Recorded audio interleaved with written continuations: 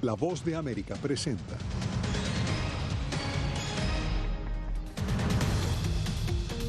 El presidente Joe Biden anuncia nuevos criterios sobre los refugios que anualmente concede Estados Unidos. En entrevista con La Voz de América, Roberta Jacobson revela lo que la administración Biden planea para facilitar la solicitud de asilo desde Centroamérica. Además, el expresidente Donald Trump es citado a declarar en el Capitolio durante el segundo juicio político en su contra. Y autoridades mexicanas vinculan a uniformados a investigación por masacre de migrantes.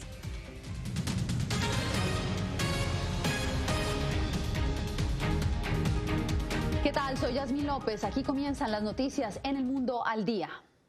Elevando significativamente el número de refugios que Estados Unidos otorga cada año, el presidente Joe Biden delineó este jueves las premisas de su política exterior. El mandatario dejó entrever que su principal objetivo es reclamar el liderazgo mundial. Celia Mendoza nos acompaña en vivo. Celia, ¿qué tan significativo es ese aumento de refugios? Importante. Estamos hablando que cuando el presidente Trump dejó su oficina, solamente 15,000 personas se les había otorgado la posibilidad de obtener refugio, la cifra más baja desde 1980 cuando inició este programa de asilo. Sin embargo, en la administración Obama llegaron a 110,000 en un año fiscal, algo que espera aumentar considerablemente Biden. Estoy aprobando una orden ejecutiva para comenzar el arduo trabajo de restaurar nuestro programa de admisión de refugiados, para ayudar a satisfacer la necesidad global sin precedentes. Reconstruir lo que ha sido tan gravemente dañado llevará tiempo, pero eso es precisamente lo que vamos a hacer. Esta orden ejecutiva nos posicionará para poder aumentar las admisiones de refugiados hasta 125,000 personas para el primer año fiscal de la administración de Biden-Harris. El presidente también aprovechó esta oportunidad para enviar un mensaje fuerte en contra de aquellos gobiernos que son autoritarios y que amenazan a los Estados Unidos. El liderazgo estadounidense debe enfrentar este nuevo momento de avance del autoritarismo, incluyendo una creciente ambición de China de rivalizar con Estados Unidos y la determinación de Rusia de dañar y perturbar nuestra democracia. Debemos afrontar este nuevo momento, acelerando los desafíos mundiales, desde la pandemia a la crisis climática y la proliferación nuclear, que están desafiando la voluntad de las naciones para resolverlos juntos y en común. No podemos hacerlo solos. Y esa tarea está en las manos de los miembros del Departamento de Estado. De ahí la importancia de esta primera visita que hizo el presidente Joe Biden, quien además dijo que ellos, los trabajadores diplomáticos, son la cara de los Estados Unidos. Le agradecemos a Celia Mendoza por este reporte. Y la coordinadora de la Casa Blanca para Asuntos de la Frontera, Roberta Jacobson, reveló en entrevista con La Voz de América que la administración Biden planea modificar la forma en que se realizan las solicitudes de asilo. Jorge Agobián, tú realizaste esta entrevista a la coordinadora. ¿Cuáles son esas nuevas medidas y cómo facilitarían un proceso tan importante como es el de los refugiados o asilados? ¿Qué tal, Yasmín? Básicamente reviviendo, según nos dijo Jacobson, algunas políticas de la administración de Obama. Recordemos cuando Joe Biden era vicepresidente de Estados Unidos. Esto enfocado en la reunificación de familias y la posibilidad, según dijo Jacobson, de poder solicitar asilo desde Centroamérica. Programas que se podrían implementar en el mediano, corto y largo plazo. Para todo esto, la administración de Biden busca incentivar la cooperación con Centroamérica y aportar al menos $4,000 millones en los próximos 4 años. Vamos a revisar parte de lo que dijo Jacobson en esta entrevista. También vamos a ampliar y buscar realizar para ampliar los programas de asilo o refugiado a los Estados Unidos, empezando en sus propios países. La Casa Blanca valora la posibilidad de crear programas de asilo para inmigrantes centroamericanos y revivir algunas de las políticas de la administración Obama, aseguró a La Voz de América Roberta Jacobson, coordinadora de Asuntos de la Frontera de la administración Biden. Tuvimos un programa de jóvenes de América Central en el pasado, que fue un programa para reunir familias que afectó 1.400 niños ellos viajaban a los Estados Unidos de manera segura y legal para vivir con sus familias. ¿Qué diferencia tiene este enfoque con los programas o los acuerdos de asilo o de tercer país seguro que firmó la administración Trump? Bueno, una de las cosas importantes es que esos acuerdos no fueron voluntarios. Ahora lo que estamos diciendo es que si usted vive en Honduras y tiene, mucho miedo para su familia, su vida, por razones de seguridad, violencia directa a su familia y su persona, se puede, por ejemplo, elegir empezar el proceso de asilo a los Estados Unidos en su propio país. Mientras tanto, Estados Unidos sigue desalentando el peligroso viaje hacia sus fronteras. Así que si llega ahora peligrosamente bajo de una pandemia y de seguridad personal, tiene menos chance que si quizás espera. Para que estos objetivos puedan hacerse realidad, Jacobson nos dijo que tardará en algunos de ellos algún tiempo, pero dijo que algunos de ellos serán implementados de manera inmediata. Mientras tanto, algunos legisladores republicanos se han mostrado en contra de las políticas migratorias de esta administración, apoyando la era migratoria de Trump. Jorge, gracias. Y ahora pasamos al Congreso. El expresidente Donald Trump fue citado por los demócratas a declarar en el Capitolio durante su segundo juicio político. Horas antes, los demócratas removieron de 2 comités en la Cámara de Representantes a la polémica legisladora quien apoya teorías de conspiración. Jacopo Luzzi, vamos contigo. ¿Cómo se realizará el juicio al expresidente Donald Trump? Yasmín, el legislador demócrata que lidera el proceso de juicio político contra Trump, Jamie Raskin, anunció la invitación advirtiendo que el testimonio que el exmandatario provea es bajo la gravedad de juramento. El testimonio estaba programado para la próxima semana cuando empieza el juicio, pero Trump, a través de su portavoz, inmediatamente rechazó dar testimonio voluntariamente en el proceso. El Senado podría obligarlo a presentarse solo si lo citara. Al mismo tiempo, en la Cámara de Representantes, la mayoría demócrata hizo algo sin precedentes y con una votación removió de 2 comités a la representante republicana Marjorie Taylor Greene. La próxima semana el expresidente Donald Trump deberá comparecer en el Capitolio estadounidense, según el anuncio realizado por el líder del segundo juicio político en contra del exmandatario, el representante demócrata Jamie Raskin. La citación advierte que el testimonio se realizará bajo la gravedad de juramento, pero puede tener lugar antes o durante el inicio del juicio en el Senado, programado para comenzar la próxima semana. Entre tanto, la mayoría demócrata de la Cámara de Representantes también decidió remover de los comités para los que fue asignada a la legisladora republicana Marjorie Taylor Greene. A falta de acciones concretas de liderazgo de su partido para frenar la promoción de sus posiciones conspiracionistas e instigadoras de actos violentos contra los demócratas, con una votación que solo requería una mayoría simple, la controversial representante fue expulsada del Comité de Educación y Trabajo y del de Presupuesto. Sigo profundamente preocupada por la aceptación por parte de los líderes republicanos de la Cámara de Representantes de teorías conspiracionistas. Es particularmente preocupante el afán de legitimar a una adherencia a QAnon. Sin embargo, el liderazgo republicano de la Cámara no determinó acciones concretas para frenar las controversiales declaraciones y acciones de la legisladora en cuestión. Ella dijo que estaba equivocada. Ella se ha acercado de otras maneras y formas y nada de lo que dijo en el pasado ha sido repetido desde que es miembro del Congreso. El objetivo final de los demócratas, expulsarla del Congreso, no parece realista porque para ello se necesitan 2/3 de los votos de la Cámara.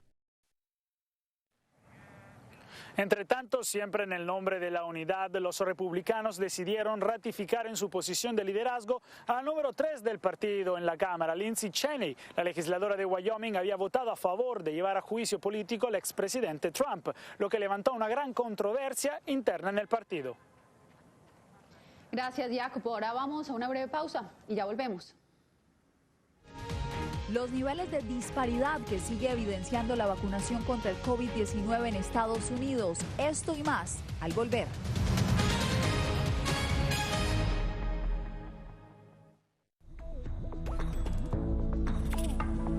Con los niños en casa accediendo a Internet a diario para cumplir con sus compromisos escolares, su protección debe convertirse en una prioridad.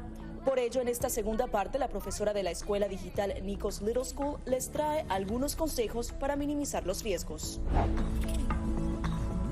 Cuando suscribas a tu hijo en algún programa en línea, está presente en al menos las 3 primeras clases. Yo les recomiendo que estén con ellos, safety. No vas a dejar a tu chico solo con cualquier adulto que diga, sí, doy clases de esto y no sabes what's really going on, lo que está pasando. Recuérdales que sus acciones en Internet tienen consecuencias y que la información que publican en línea no se puede eliminar.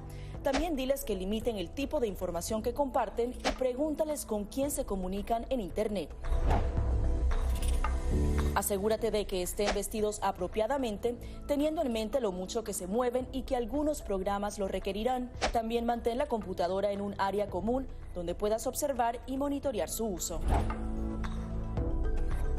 Las herramientas en línea te permiten controlar el acceso de tus hijos a material para adultos y ayudan a protegerlos de los depredadores en Internet. Muchos proveedores de servicios ofrecen opciones de control parental o puedes comprar uno como Custodio o Family Shield.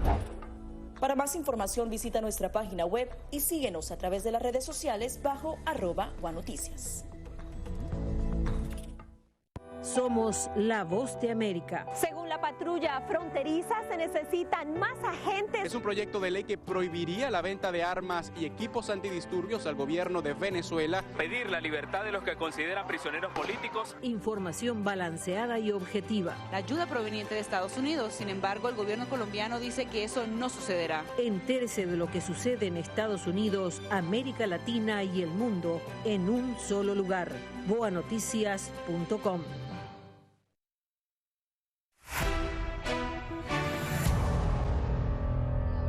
Racial revelan las estadísticas de vacunación en Estados Unidos. Las cifras muestran que hasta ahora las personas de raza blanca están recibiendo la vacuna contra el COVID-19 en mayor proporción que latinos y afroestadounidenses. José Pernalete tiene los pormenores.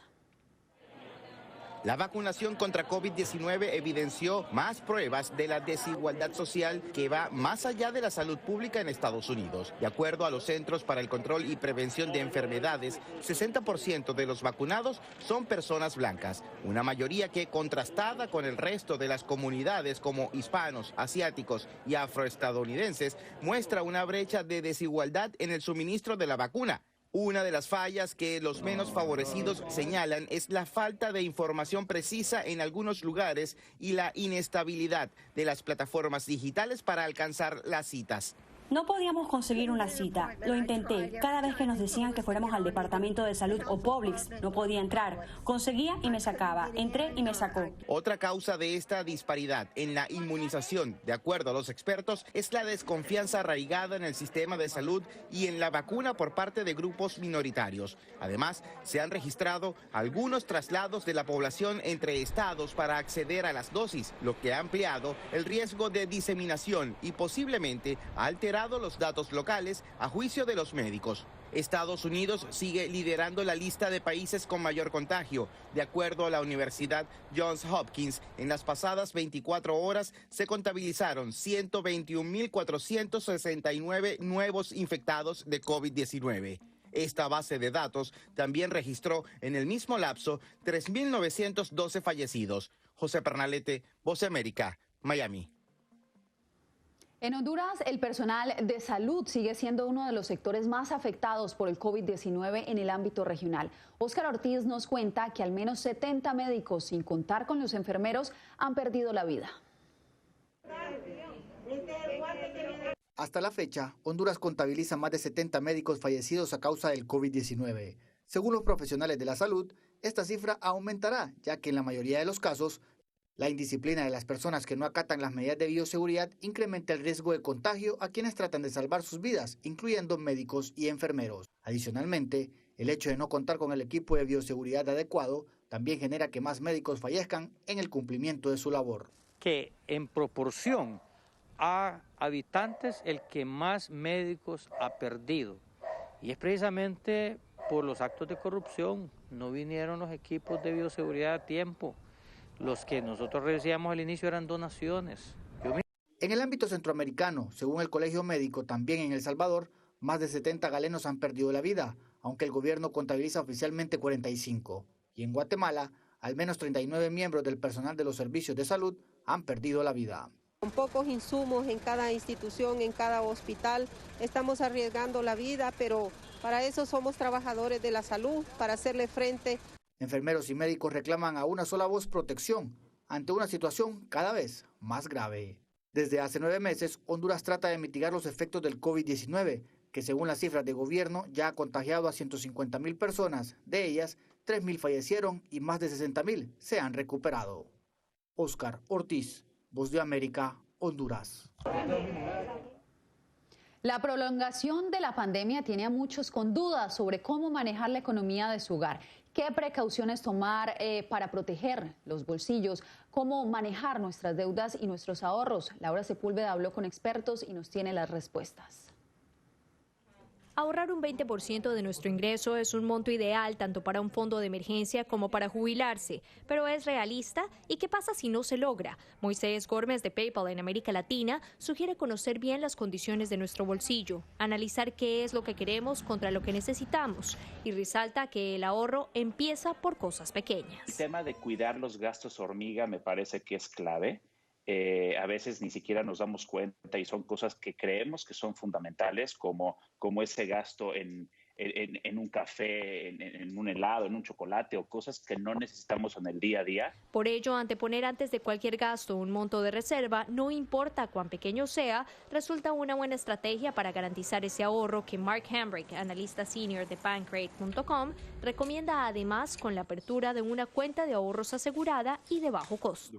La razón por la que no queremos meter nuestro dinero debajo de ese colchón proverbial es que le puede pasar algo. Se lo pueden robar, se puede perder, puede ser que, Dios no lo permita, haya un incendio en la casa. Forbes agrega que hay que pagar cuanto antes las deudas y analizar bien nuevos créditos. Obviamente los clientes que siempre pagan la totalidad de su crédito no son negocios para los bancos, pero por eso siempre le andan incrementando uno la línea de crédito para incurrir en intereses. Los expertos también advierten sobre ser cuidadosos con las compras compulsivas en línea y por publicidad que por nuestros intereses de búsqueda nos llegan. Adicionalmente, recomiendan el uso de plataformas intermedias como la billetera virtual de teléfonos inteligentes o servicios similares que evitan que nuestros datos lleguen a cuánto proveedor compramos. Laura Sepúlveda, Voz de América, Nueva York.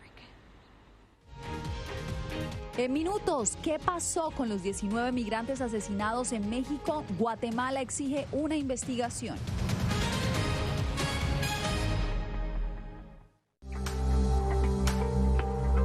En medio de la pandemia del COVID-19, muchos quieren saber cómo darle una mano a su sistema inmune.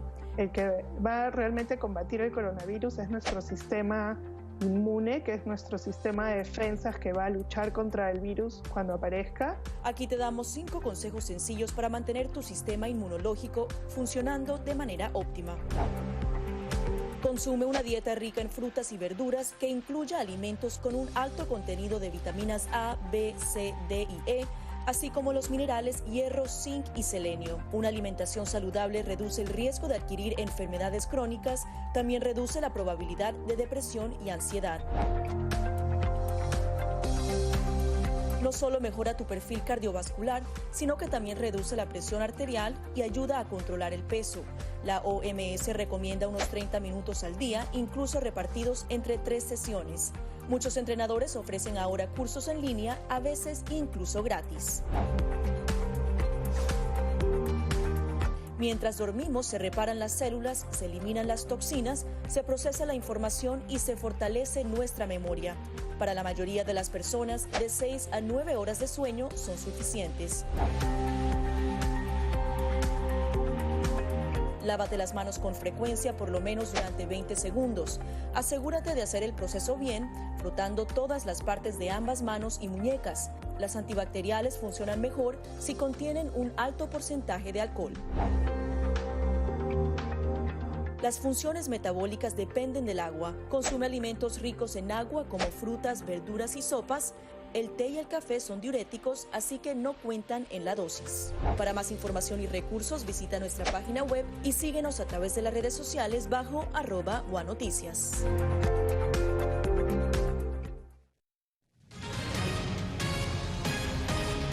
Las autoridades mexicanas investigan a 12 policías quienes presuntamente participaron en la masacre de 19 migrantes en el estado de Tamaulipas.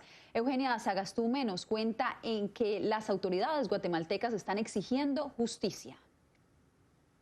Mientras en Comitancillo, Guatemala, siguen esperando el retorno de quienes emprendieron el sueño americano el 12 de enero, las investigaciones han permitido la identificación de 4 de las 19 víctimas carbonizadas en Camargo, Tamaulipas, 2 de las cuales son de nacionalidad guatemalteca. Las reacciones de condena son contundentes entre organizaciones defensoras de migrantes como la Casa del Migrante. Estamos profundamente consternados, indignados por esos hechos de violencia que se cometen contra de los migrantes a este derecho de migrar. La indignación aumentó después que la Fiscalía de Tamaulipas confirmara que 12 policías estarían involucrados en el crimen. Las autoridades deberían de siempre brindar seguridad, y sin embargo muchas de ellas están en contubernio con esas estructuras criminales y ocurren esos delitos de lesa humanidad, de masacre de migrantes. La Pastoral de Movilidad Humana calificó el hecho como una ironía y recordó que migrar es un derecho de toda persona.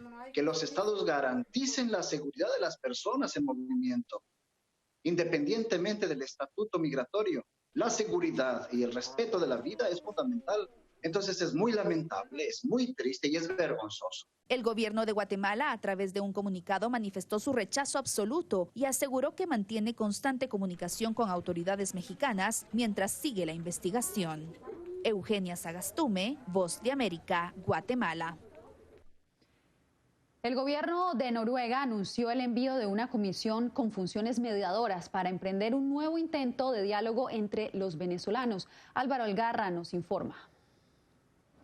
Luego de la instalación del Parlamento chavista, Noruega pidió a la clase política venezolana anteponer los intereses de los ciudadanos y encontrar una solución pacífica a la crisis en el país. En ese sentido, anunció la llegada de una comisión de ese país para desempeñarse como mediadora en el conflicto. El líder opositor Juan Guaidó aseguró en conferencia de prensa que se reunirá con cualquier país como mediador, aunque duda de que se llegue a algún acuerdo con el gobierno, tras lo vivido en el pasado.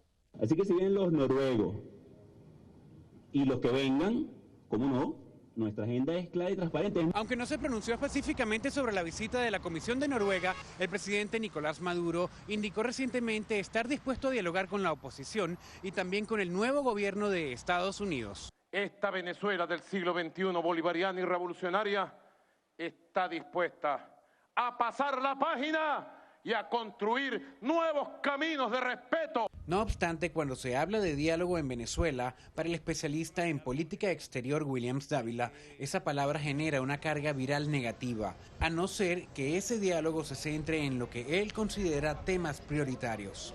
Elecciones presidenciales libres, parlamentarias libres, que los partidos políticos regresen a sus líderes naturales. El gobierno del presidente Joe Biden manifestó este miércoles que por ahora no prevé un diálogo con el mandatario venezolano Nicolás Maduro, pero a juicio de algunos expertos, el nuevo intento mediador de Noruega busca también abrir esa puerta de acercamiento con la nueva administración estadounidense. Álvaro Algarra, Voz de América, Caracas. En medio de un ambiente inédito, 16 candidatos compiten por la presidencia de Ecuador. El país celebra las elecciones este domingo. Néstor Aguilera nos cuenta cómo se desarrolla el cierre de la campaña. El avance del COVID-19 y la crisis económica le han imprimido un carácter singular a las elecciones presidenciales que Ecuador celebra el 7 de febrero. Más de 13 millones de electores están habilitados para depositar su voto en las urnas. El abogado constitucionalista Salim Saidán advierte varios problemas de cara a este proceso. Un número excesivo de candidatos para el cargo, 16. Dudas sobre la veracidad de las encuestas, cuestionamientos a la conformación del Consejo Nacional Electoral, una población polarizada y escasas propuestas concretas. No tan explicados los candidatos cómo van a ejecutar lo que están proponiendo y con quién lo van a ejecutar. En diálogo con la Voz de América, Saidán anticipó que podría haber una segunda vuelta electoral y manifestó preocupación por la beligerancia que el clima político ha alcanzado al cierre de las campañas. En la desesperación por entrar en la segunda vuelta o asegurar el triunfo en primera, vas a tener una intensificación de los ataques que no le hace bien a la democracia. Como parte del plan operativo para las elecciones, el gobierno actual dispuso la colaboración de 37.957 miembros de las Fuerzas Armadas y 47.013 integrantes de la Policía Nacional, quienes tienen como misión el fortalecimiento de los controles a fin de evitar más contagios de coronavirus. Estamos listos para ir a las urnas el domingo 7 de febrero. Las siguientes horas serán intensas para los aspirantes a la presidencia, quienes cerrarán sus campañas electorales a la medianoche de este jueves. Néstor Aguilera, Voz de América, Quito. Después de la pausa, un reconocido premio recibió el hombre que con arte conectó la frontera entre México y Estados Unidos.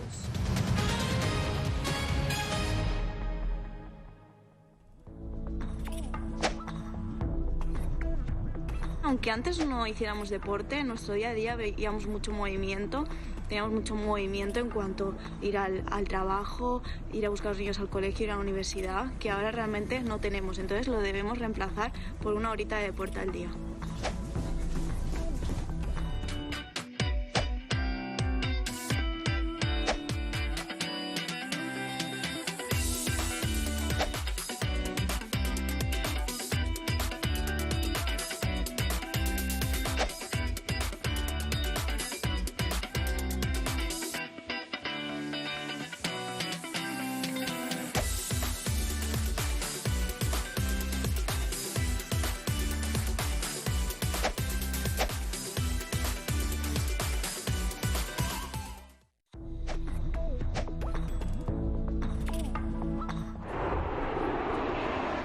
Está en alerta por la propagación del nuevo coronavirus y los aeropuertos y aerolíneas implementan ya distintas medidas para hacerle frente. Aquí te traemos algunos consejos para prevenir el contagio durante un vuelo. Vacunarse adecuadamente ayudará a evitar contraer una enfermedad infecciosa que debilitaría el sistema inmunológico y podría conducir a la contracción de otras enfermedades como el coronavirus. Este virus puede durar en superficies como bandejas, pantallas, manijas de puertas y grifos, pero un lavado correcto de manos con desinfectante o jabón lo matará. Además, un estudio de la Universidad Emory reveló que las personas que se sentaban en los asientos de las ventanas tenían menos contacto con personas potencialmente enfermas. Finalmente, utiliza toallitas desinfectantes para limpiar las superficies duras como el asiento, el reposacabezas, el reposabrazos, la hebilla del cinturón de seguridad, la pantalla y la bandeja. Para más información, síguenos a través de las redes sociales bajo @voanoticias.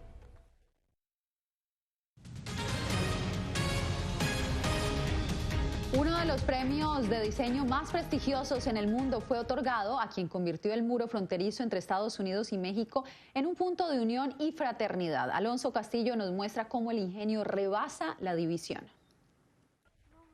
En julio de 2019, el proyecto denominado Teeter-Totter Wall se instaló en el muro fronterizo cerca del Paso, Texas y Ciudad Juárez, México. El equipo de diseñadores liderados por Ronald Rael deslizaron vigas a través de la frontera y crearon un sube y baja. Es como un puente para conectar la gente en los dos lados, los trabajadores que vienen, los migrantes que vienen y también las relaciones entre los Estados Unidos y México. El diseño en la frontera más cruzada del mundo se convirtió en un símbolo universal de unión, posibilidad y hermandad, nos dijo el profesor en la Universidad de Berkeley, en California.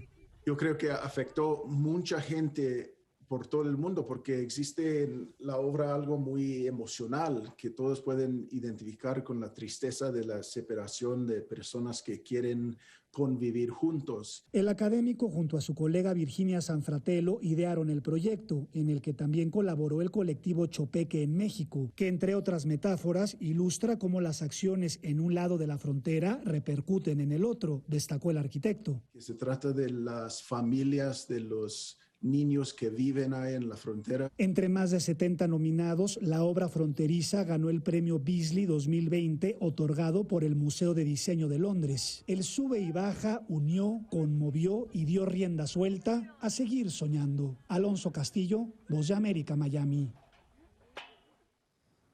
Nos despedimos con la anciana más famosa de Rusia. Su nombre es Lubov y la conocen porque a sus 79 años recorre al día 8 kilómetros en sus patines de hielo, que además se los hizo su padre en la Segunda Guerra Mundial.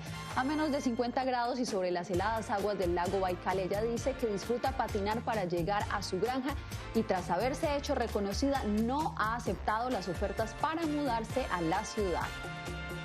Con esto nos despedimos, nos vemos mañana con más información.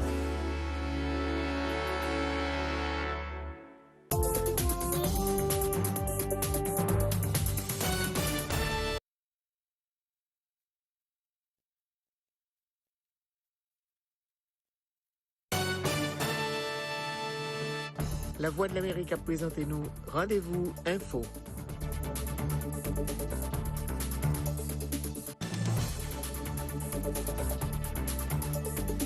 Actualité aux États-Unis, président Joe Biden, dans premier discours sur politique affaires étrangères, depuis siège département d'État, exprimé confiance dans diplomate américain pendant les 10 États-Unis tournés, diplomatie tournée. Le président Joe Biden a tout profité condamner coup d'État militaire dans Birmanie et il demandé tout pour Moscou libérer Alexei Navalny, qui est leader opposition politique là. Haïti politique, 7 février 2021, continue à diviser la société haïtienne sous fait mandat président Jovenel Moïse. Porte-parole police nationale la Gary Desosiers rencontré avec la presse pour présentation bilan opération institution pendant que monde continue à mourir ou bien à victime de kidnapping. Mesdames, Messieurs, bonsoir. Nous comptons l'autre fois encore avec vous depuis Studio 18, La Voix de l'Amérique dans Washington, pour programme ça en langue créole haïtien qui c'est rendez-vous info et actualité ici aux États-Unis. C'est président Joe Biden qui prend la parole jeudi 4 février pour le préciser dans quelle direction il veut pays aller dans la question politique étrangère pendant la dirige pays pendant 4 ans qu'il là. Lionel Desmarat a dit nous plus depuis Silver Spring dans l'État Maryland sur discours ça. L'idée américaine, Joe Biden, Jacqueline, fait sortir, c'est-à-dire lui préciser sans trop de détails, orientation administration dans le relations internationales, politique étrangère les États-Unis, pendant 4 ans qu'il là, dans premier discours important prononcé sous dossier depuis le monté sous pouvoir, pendant une visite, il fait Jean-Dil Jacqueline dans le